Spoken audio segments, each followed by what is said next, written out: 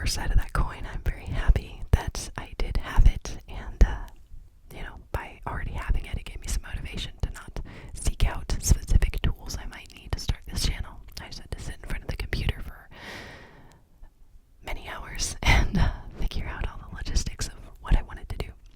And I'm so excited to be here now. So kind of what you can expect from this channel is going to be a junk drawer of variety.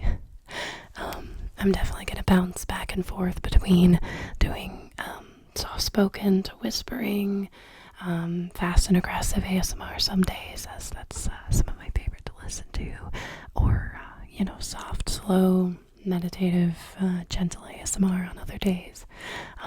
It's really just kind of depends, but one thing that is probably never going to change on this channel is talking. I love to ramble, and I felt like this would definitely be a good outlet to be able to help relax people, to hopefully, intrigue people with, some of my little collections or special interests. See if anyone else out there can connect with those things. And not only that, but rambling is some of my favorite ASMR to listen to. I used to watch a lot of like roleplay videos when I was younger, and when I had more time as well.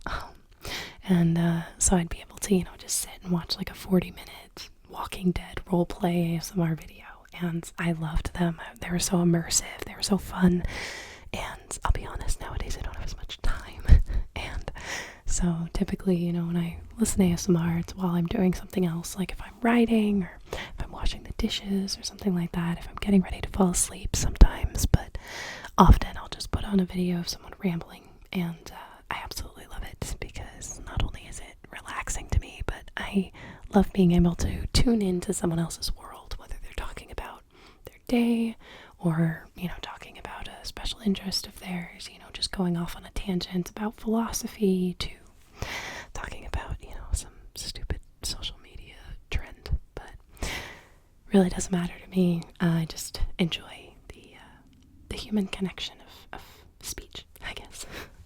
And so that's kind of some of the themes that this channel will explore, along with the main theme being in direct relation to the title of this channel. You may be wondering what the title "Be in a Jar" means, and it is very much the, I guess, what's the word I'm looking for? The visual, poetic representation of what this channel is going to be. And I have an item here. You can probably take a guess at what this is.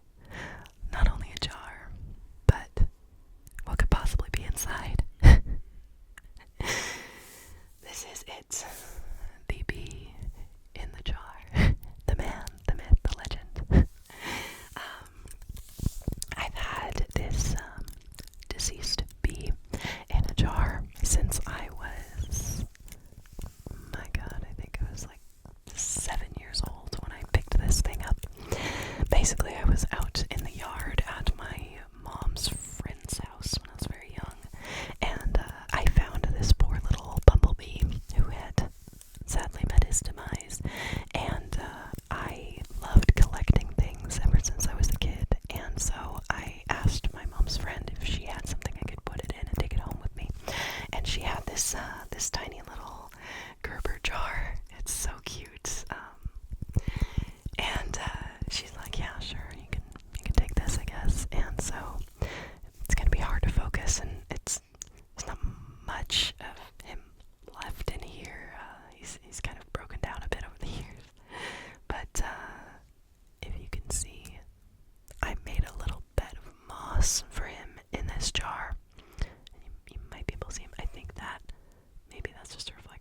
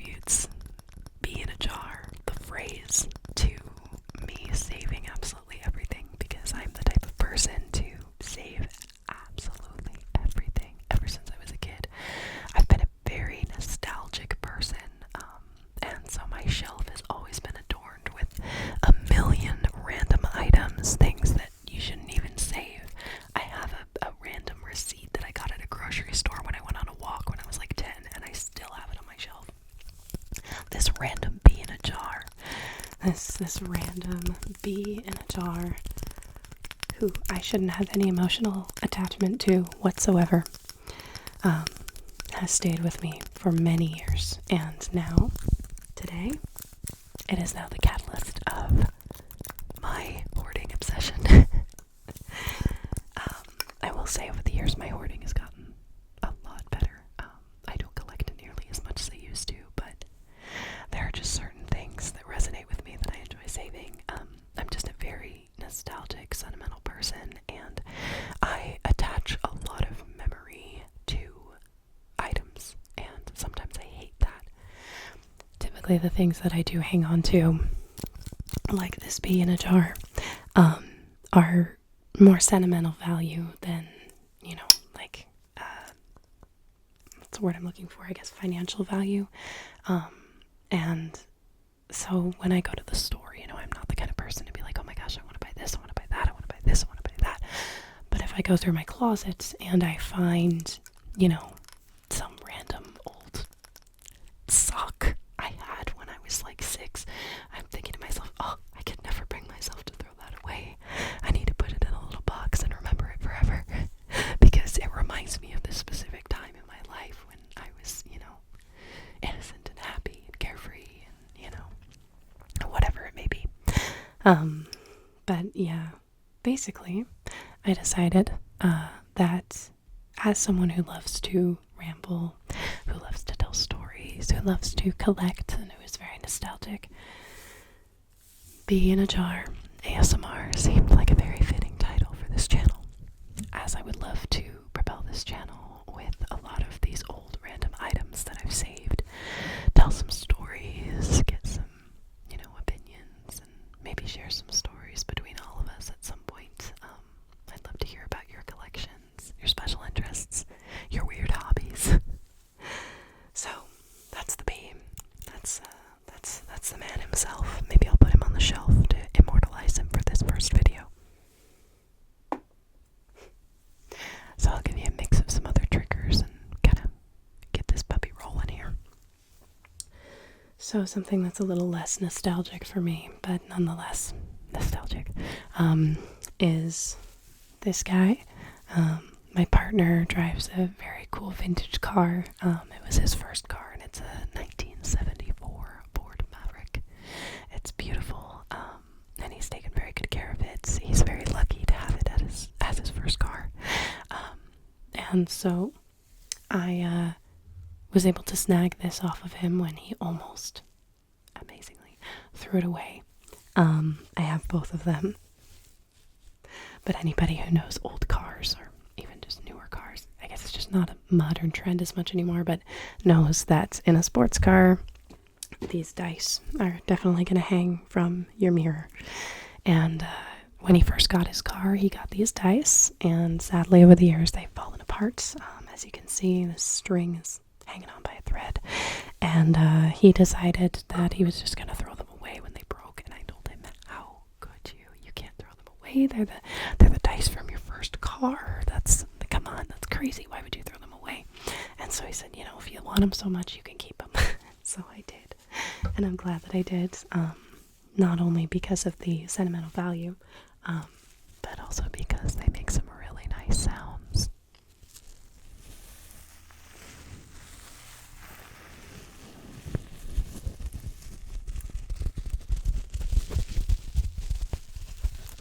I really enjoy the squishy sounds that they make.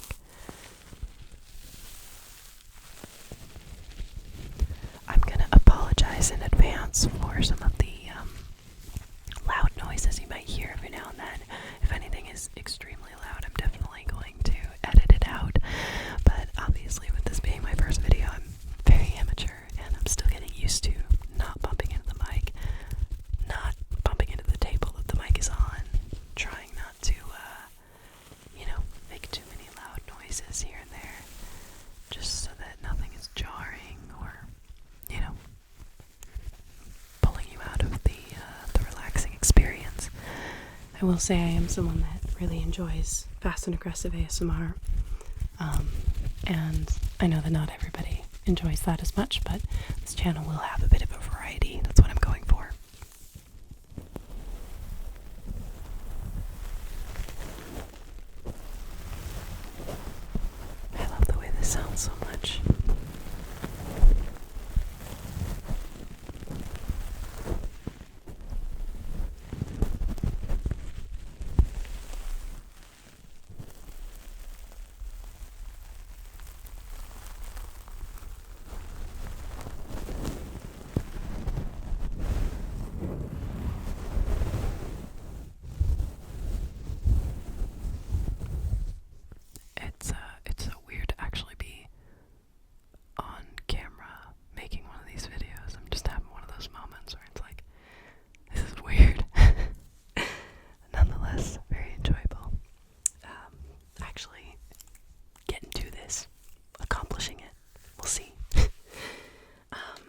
for a more nostalgic item, I have, and for those of you, 2000s kids especially, so you're gonna recognize this.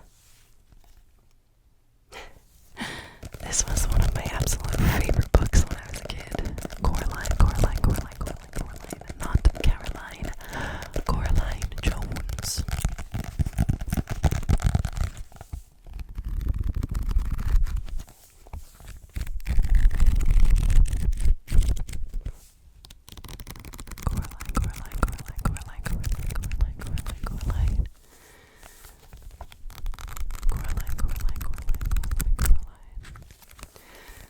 Yeah, so I remember getting this book at the library when I was very young. I remember being very intrigued by the cover of it, thinking, how eerie it was, and I was very much into creepy stuff as a kid. I loved Halloween. I was obsessed with it. I was obsessed with horror movies, so this didn't scare me. I was very excited for it, and I read it when I was around 6 or 7, I think, and then I went to see the movie shortly after reading it, and I remember going to see it in theaters in 3D. Nowadays, I don't see as much of a point in seeing 3D movies. It's just kind of nauseating. They're not that great. It's more exciting when you're a kid, because it's like, oh my god, they're coming out of the screen. This is crazy. It's funny because kind of had a full circle experience with this Coraline movie experience. When I was a kid, I went to see it in like 2008, 9, or whenever it was, and saw it in the theater, saw the 3D version, absolutely loved it. Came home, and I had this thing when I was a kid where I would go to see a movie, or, I'd read a book or something, and I would just enjoy it so much that I just wanted to pretend that I was in it, regardless of what it was. Even if it was scary or something, it was just the thrill of feeling like you're in that world. And I just remember being absolutely fascinated by the concept of a portal to another world. I absolutely loved, the Chronicles of Narnia, Bridge to Terabithia, Coraline, Mirror Mask was another one I was obsessed with, Wizard of Oz, all those, kids escaping reality movies, Where the Wild Things Are, all that. And so Coraline was something I really resonated with and really enjoyed, regardless of, being very happy with my family and not wanting to replace them. I just enjoyed the concept of portals to another world, and small doors were very mysterious and intriguing. And talking about full circle, I think it was 2 summers ago, my friends and I went to go see the re-release of Coraline, and we all took edibles, and we watched I don't think it was the 3D version, but let me tell you something. On edibles, it felt 3D. It was very fun. Just kind of really immersing yourself in that experience again, but from a different perspective.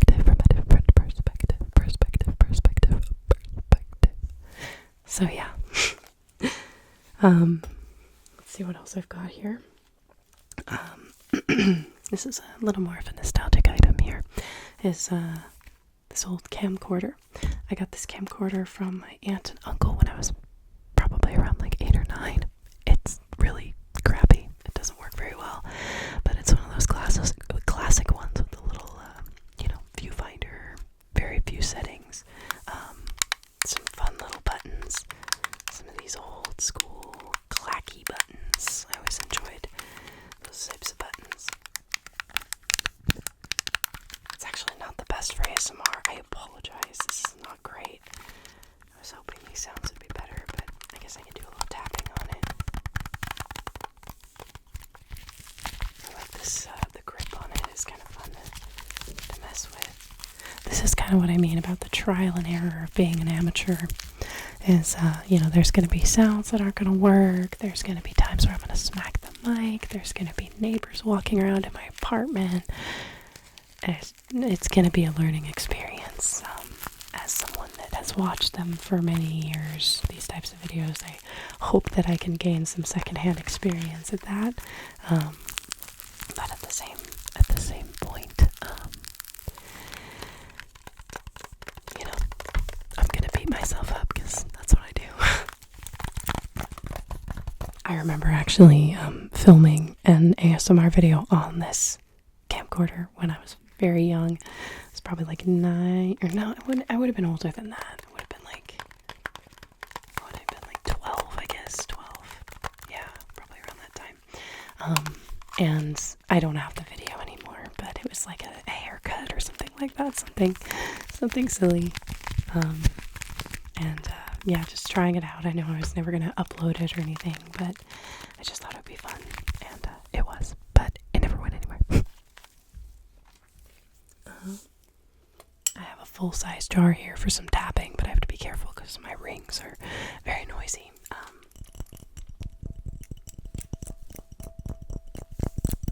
I also don't have the best nails for tapping. I'm actually just getting over biting my nails for most of my life.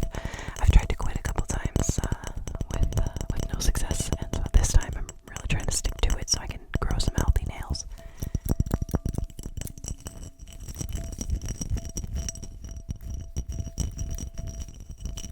I'm not going to tap on this lid because it's really noisy, so I'm sorry it's like reverberating so bad. But yeah, I'm just kind of getting the gist of how to do this. It's fun, I will say. It's fun to be on the other side of this. I'll give you some of my ring sounds too, so you can kind of hear what I got going on here. I'm still figuring out the finger flutters. Well, I hit the mic, so I had to edit that out. I'm sorry. It was very noisy, and I didn't want to upset anybody. But it's weird trying to figure out like the finger flutters and the hand sounds. It's a lot harder than you would think. Like the snapping is one thing, but to try and make it like not sound so repetitive is very difficult. I've got a whole bunch of rings here. I actually wore more than usual so that I'd be able to do some ring sounds. I can show off some of my rings, I guess. I'm also going to apologize because I'm not going to be able to like focus the camera very well because, you know, I'm recording with my iPhone, and yeah, the quality is not great, so I apologize in advance, but you know, that's how it goes. Someday. But here's some of my rings. This one is like a very cheap snake ring that my mom gave me. I think it's from Hot Topic. She and I love going to Hot Topic and shopping together, and she got a pack of rings, and I think there were just a couple that either didn't fit her or she just wasn't a big fan of. And she's like, "You want it?" And I'm like, "Sure." But then it only fit on my pinky because I have massive fingers. Like my ring size is like 10 or something like that, and so I think my largest finger is like a 12. So most rings do not fit me, sadly. But I liked this little snake. It's fun. It looks cute. This is like my absolute favorite ring ever. I know it's hard to see, but it's a spider, and that is an amber gemstone. An amber gemstone, an amber gemstone, an amber gemstone. And I absolutely love it. It's so beautiful. My partner and I we were out walking one day, and we passed by a jewelry store on one of our little day trips to the big city, and sure enough, I saw it in the window. Like, how many people actually like do window shopping and buy something straight out of the window? It doesn't happen very often. But we were out walking, and you know, I saw this ring in the window, and I'm like, "Honey, we might have to stop. We might have to go in there and look at this ring." And I told him at first, I'm like, "I just want to go in. I just want to look at it. You know, I just want to see what it's like. It's really cool." Oh, amber is my favorite gemstone. Amber is my favorite gemstone. And so, you know, we walked in, and he told me afterwards, he's like, "I knew the second that we saw it, we would have to buy it." And so, very sweetly, he bought it for me, and it was actually very reasonably priced for, you know, being a gemstone ring. But, yeah, for our budget, it was very reasonably priced, and so I was very happy to get it. It's like that perfect mix of like some goth vibes with a little bit of elegance. This ring is so cool. It's also hard to see, so I apologize, but this is the cover from Pink Floyd's The Wall.